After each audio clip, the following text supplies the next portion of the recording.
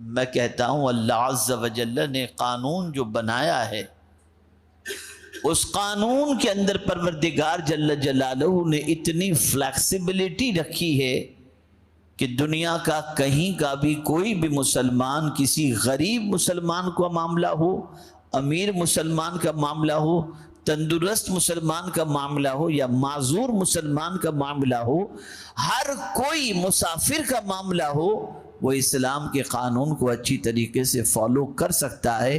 اسلام نے اتنی فلیکسیبلٹی اور اتنی آسانیاں اپنے اللہ عز و جل نے اس دین کے اندر رکھی ہیں۔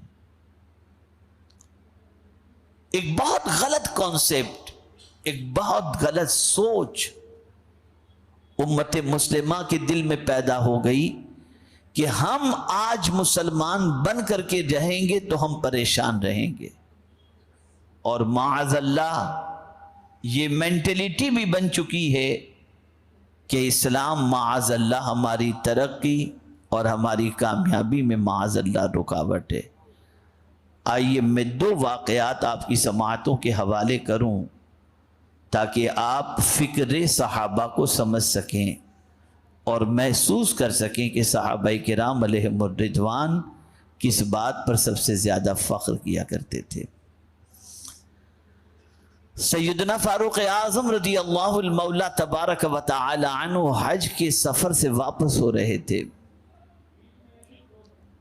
اور واپسی میں ایک مقام پر فاروق اعظم رضی اللہ المولا تبارک و تعالی عنہ نے رکنے کا حکم دیا۔ قافلہ رکا، لوگوں کو حیرت ہوئی کہ اس مقام پر امیر المؤمنین نے رکنے کا کیوں حکم دیا، یہ واپسی کا معاملہ ہے، واپسی کا موقع ہے۔ اس مقام پر جب سیدنا فاروق اعظم رضی اللہ تعالی عنہ پہنچے تو رونے لگے، بہت روئے وہ۔ لوگوں نے کہا امیر المؤمنین رونے کی وجہ کیا ہے؟ ارشاد فرماتے ہیں یہ وہی جگہ ہے جہاں میرے والد مجھے بکریاں چرانے کے لیے زمانے جاہلیت میں بھیجا کرتے، اور میرا حال یہ تھا کہ میں بکریاں سنبھال نہیں پاتا تھا، انہیں چرا نہیں پاتا تھا، تو میری اس غلطی کی وجہ سے میرے والد مجھے مارتے تھے۔ لیکن جب سے میں نے اسلام قبول کیا، بکریاں تو اپنی جگہ پر، لوگوں نے مجھے امیر المؤمنین بنا دیا ہے۔ یہ اسلام کے ساتھ کہ مجھے انسانوں کو سنبھالنے کا طریقہ آ گیا، مجھے حکومت کرنے کا طریقہ آ گیا، مجھے قانون پر عمل کرنے کا طریقہ آ گیا، مجھے انسانوں کی خیرخواہی، اور پھر حکومت کی بھی تو کیسی کی۔ اللہ اکبر! میرے پیارے آقا صلی اللہ تعالی علیہ وسلم کے پیارے دیوانوں اس چیز کو جانچنے کے لیے نکلے کہ امت مسلمہ اللہ کے قانون کو کتنا فالو کر رہی ہے۔ ایک مرتبہ جنگل و بیابان کے اندر نکل پڑے، تھوڑا سا کھانا ساتھ میں لے کر کے، اور کچھ دیر کے بعد وہ کھانا بھی ختم ہو گیا۔ کچھ سفر کے بعد تنہا نکلے ہوئے ہیں، امیر المؤمنین ہیں لیکن نکلے ہوئے ہیں۔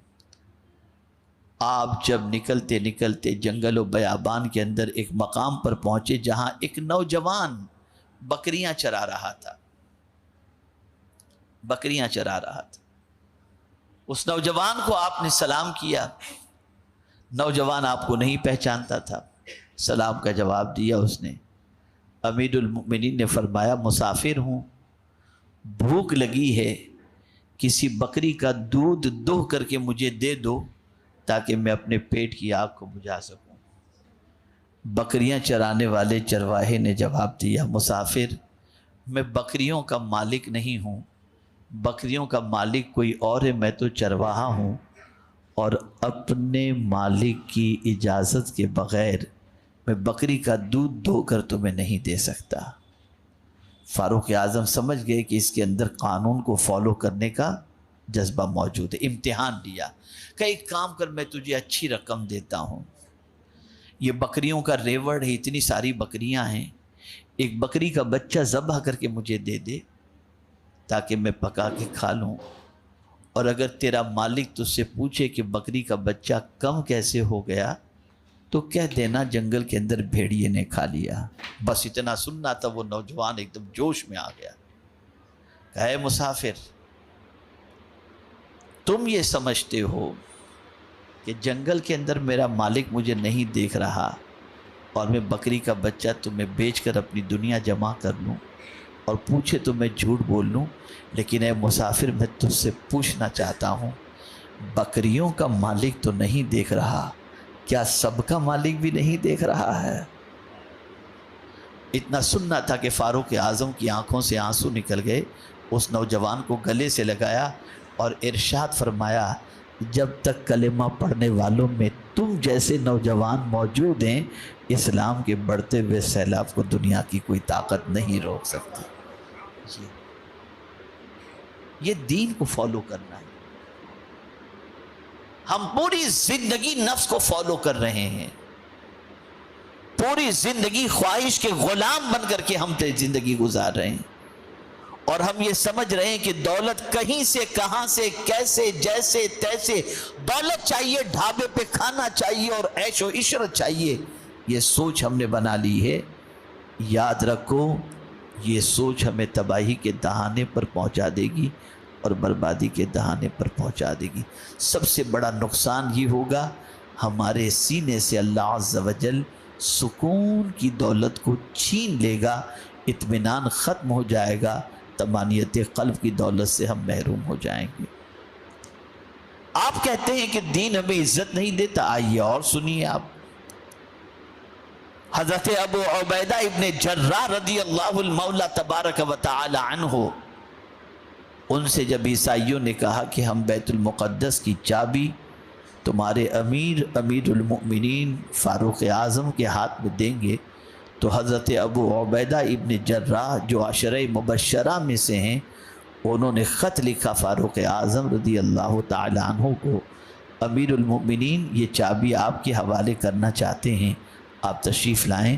مدینہ شریف سے آپ نے غلام اپنے ساتھ لیا، سفر شروع کیا، لیکن اب آپ دیکھیں دین کو فالو کرنے کا دستور، اللہ اکبر، امیر المؤمنین ہے، خادم ساتھ میں ہے، لیکن فرماتے ہیں کہ دیکھو ایسا ہے کہ تم بھی انسان ہو، میں بھی انسان ہوں، تم بھی چل کر تھکو گے، میں بھی چل کر کے تھکوں گا، تو ہم ایک معاہدہ کر لیتے ہیں، ایک پلان بنا لیتے ہیں کہ کچھ راستہ تم سواری پر بیٹھو گے اور میں پیدل چلوں گا، اور کچھ راستہ میں پیدل چلوں گا، تم سواری پر بیٹھو گے۔ یہ پلان بنا کر کے دونوں روانہ ہوئے۔ اللہ اکبر، بیت المقدس کی چابی لینے کے لیے نکل چکے ہیں۔ اب شہر اور فاصلے پر ایک تالاب بیچ میں آتا ہے، اس تالاب کو کراس کرنا تھا۔ امیر المؤمنین فاروق اعظم رضی اللہ تعالیٰ عنہ نے اپنے موزے نکالے، کاندھے پہ رکھے۔ اس وقت سواری پر بیٹھنے کا جو معاہدے کے اعتبار سے وقت تھا، وہ غلام کا وقت تھا۔ آپ نے غلام کو سواری پر بٹھایا اور تالاب سے گزرتے چلے گئے۔ اللہ اکبر، کنارے جب پہنچے تو پورا شہر ویلکم کے لیے حضرت امیر المؤمنین فاروق اعظم رضی اللہ تعالیٰ عنہ کے لیے کھڑا تھا۔ جب فاروق اعظم وہاں پہنچے تو حضرت ابو عبیدہ ابن جراح کو تعجب ہوا اور کان میں جا کر کے کہنے لگے، امیر المؤمنین یہ آپ نے کیا کر لیا؟ موزے کاندھے پہ رکھ لیے، غلام کو سواری پر بیٹھ لیا۔ اب پبلک تو جانتی نہیں تھی کہ دونوں میں امیر المؤمنین کون ہیں، وہ تو یہی تصور میں جو سواری پر ہوگا وہی امیر المؤمنین ہوگا، لیکن انہیں کیا خبر تھی کہ امیر المؤمنین جو نیچے ہیں اور غلام جو سواری پر بیٹھا ہوا ہے وہ غلام ہے اور پیدل چلنے والے امیر المؤمنین ہیں۔ اللہ اکبر، حضرت ابو عبیدہ ابن جراح رضی اللہ تعالی عنہ نے جب فاروق اعظم کے کانوں میں یہ بات کہی، امیر المؤمنین یہ آپ نے کیا کیا کہ موزے کاندھے پہ رکھ لیے، غلام کو سواری پر بٹھا دیا؟ اب غور سے سننا، جو جملہ انہوں نے کہا ہے اگر زندگی بھر اس کو سینے میں نقش کر سکتے ہو تو نقش کر لینا۔ فاروق اعظم نے ارشاد فرمایا، اے ابو عبیدہ ابن جراح، اگر تیرا عشرہ مبشرہ میں ہونے کا خیال نہ ہوتا تو میں تجھے اس جملے کا جواب دیتا، سن لو، عمر کو عزت تخت و تاج سے یا لباس سے نہیں ملی، عمر کو عزت اسلام سے ملی ہے۔ ایک سوچ عطا فرمائی انہوں نے، ایک فکر عطا فرمائی کہ تم اللہ کے قانون کو فالو کرو، اللہ تمہیں دنیا اور آخرت میں عزت عطا کرے گا۔ میرے پیارے آقا صلی اللہ علیہ وسلم کے پیارے دیوانوں، ہم اللہ کے قانون کو توڑ رہے ہیں، اللہ کے ارشاد کے خلاف عمل کر رہے ہیں، اللہ کے فرمان کے خلاف زندگی گزار رہے ہیں، کسی کا بھی مال کھا گئے، کسی کو بھی اذیت پہنچا دی، کسی کی بھی آبرو ریزی کر دی، کچھ بھی کر دیا، انسانیت کا سبق فراموش کر چکے۔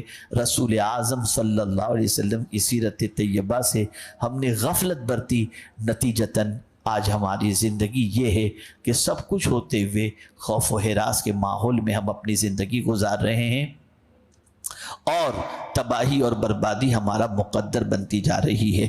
ضرورت اس امر کی ہے کہ اسلام میں صرف اپنی پسند کی چیزوں کو اپنا کر داخل مت ہو جاؤ، بلکہ مکمل اللہ کے قانون کو فالو کرو اور اسلام میں پورے داخل ہو جاؤ۔ آدھا تیتر آدھا بٹیر والا معاملہ نہیں ہونا چاہیے۔ آج ہماری پوزیشن یہ ہے کہ ہم صرف وہ چیزیں جس کے بغیر چارہ ہی نہیں ہے، اسی چیز کو اسلام پر، اسی چیز کے سلسلے میں ہم اسلام کے قانون کو فالو کرتے ہیں، اور باقی ساری چیزوں کے سلسلے میں اپنے نفس کی پیروی کر کے ہم اپنی دنیا بھی تباہ کرتے ہیں اور اپنی آخرت بھی تباہ کرتے ہیں۔ اللہ رب العزت جل جلالہ کی بارگاہ میں دعا ہے کہ پروردگار آقائی کریم رؤوف الرحیم علیہ التحیۃ والتسلیم کے صدقہ و طفیل مجھے آپ کو سب کو قانون الہی اور قانون رسول کی پاسداری کی توفیق نصیب فرمائے۔ ایک چیز اور عرض کر دوں، شاید آپ کی زندگی میں یہ چیز آپ کو کام آ سکے۔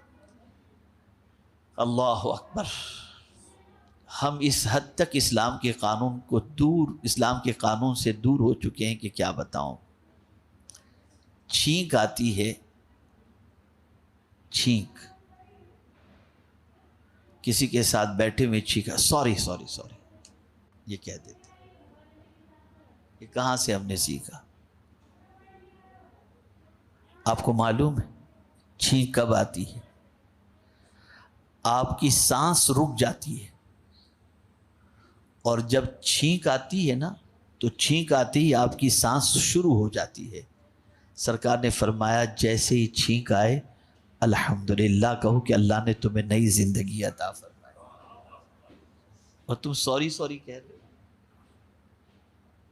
اور مسلمانوں کے حقوق، ایک مسلمان پر دوسرے مسلمان کے جو سرکار نے حقوق رکھے ہیں، ان حقوق میں یہ حق بھی شامل ہے کہ اگر کسی مسلمان کو چھینک آئے اور وہ کہے الحمدللہ، تو جواب میں تم فوراً کہو یرحمک اللہ، اللہ تم پر رحم فرمائے۔ یہ جواب دینا اس مسلمان کا حق ہے۔ اگر تم نے یہ نہیں کیا تو اس مسلمان کی تم نے حق تلفی کی ہے، قیامت میں اس کا جواب دینا پڑے گا۔ آپ مجھے بتاؤ کہاں جا رہے ہیں؟